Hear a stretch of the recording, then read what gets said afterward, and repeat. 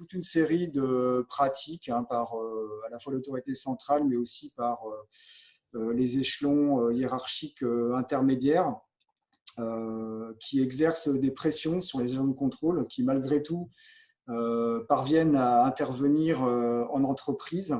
Et c'est ce que nous avons signalé à l'OIT. Alors là, la crise est portée à son paroxysme avec la mise à pied disciplinaire d'Anthony Smith, inspecteur du travail de l'Armarne, le 15 avril dernier, qui illustre très bien, je pense, les difficultés auxquelles nous sommes confrontés. Anthony a répondu à une alerte des représentants du personnel dans le cadre d'une procédure qui est précisément définie par le Code du travail. Dans ce cas, en cas de désaccord entre l'entreprise et les représentants du personnel, l'inspecteur du travail doit être saisi. Et si le désaccord subsiste, il doit mettre en œuvre une procédure de mise en demeure du directeur régional du travail ou saisir le juge en référé. C'est exactement ce qu'il a fait et c'est suite à l'information de l'employeur de la mise en œuvre de cette procédure de référé qu'il a reçu sa mise à pied. Alors, la première revendication qu'on a, évidemment, c'est le retrait de la procédure disciplinaire engagée à l'encontre de notre collègue Anthony Smith, inspecteur du travail dans la Marne, et on réclame également sa réintégration immédiate.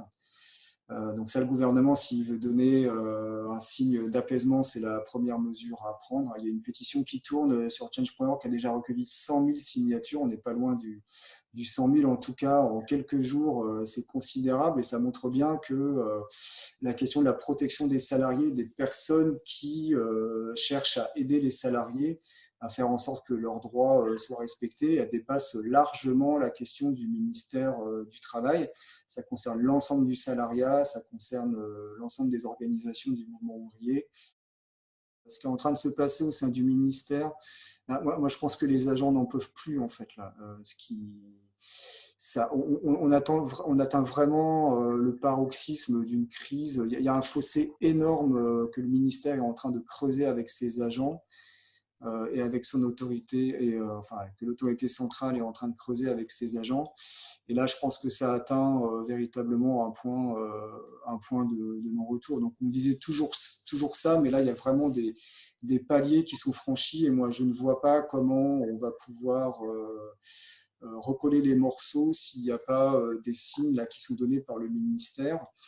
Donc, ça passe pour nous, évidemment, par le retrait de la procédure disciplinaire engagée contre Anthony Smith. Mais au-delà, je crois que là, il y a quelque chose d'irrémédiable qui est en train de se passer.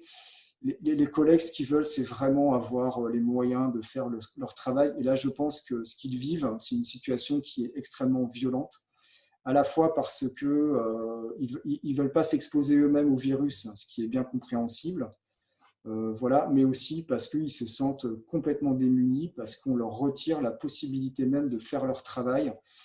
Et ça crée des cas de conflits éthiques qui, je pense, sont extrêmement préjudiciables individuellement pour beaucoup de collègues, qui portent vraiment une atteinte très grave à toute l'institution. Et moi, je pense que ça renforce vraiment l'illégitimité totale de ce gouvernement dans la gestion de la crise sanitaire et aussi en matière de protection des salariés.